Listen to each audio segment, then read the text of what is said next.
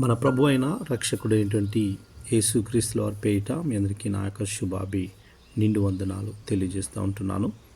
ఈరోజు దేవుని యొక్క వాగ్దానము నిర్గమకాండము 6వ అధ్యాయము 5వ వచనం.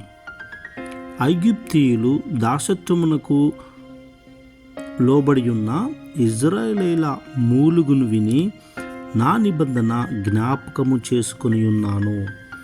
దేవునికి స్తోత్రం.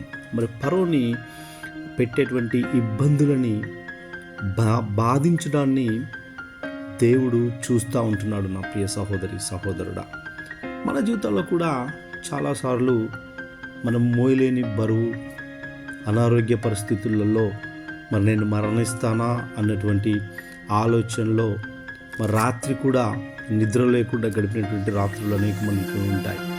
మనము పనిచేసే దగ్గర కూడా ఎంత బాగా పనిచేసినా కూడా మంచి గుర్తింపు పొందుకోలేకుండా కూడా ఉంటాము. మరి సాతాను గాడు కూడా కొన్ని విషయాలలో మనల్ని బంధించి వాడు అందులోంచి బయటకు రాకుండా మనల్ని చేస్తూ ఉంటాడు. నా ప్రియ సహోదరి సహోదరుడా, నువ్వెన్నోసార్లు మరి నిద్ర లేకుండా మరి మూలుగుతూ ఏడుస్తూ ఒంటరిగా ఉండొచ్చు.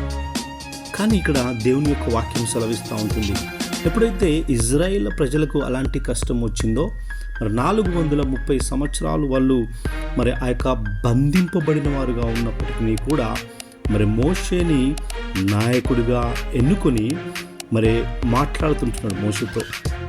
నేను యెహోవాను, సర్వశక్తిగల దేవుడను, నా యొక్క దక్షిణ హస్తము వారిపై మీద ఉంచి కానాను దేశముకు వాళ్ళని తీసుకెళ్తానని వాగ్దానం చేశాను అని దేవుడు చెప్పి మరి విడిపించి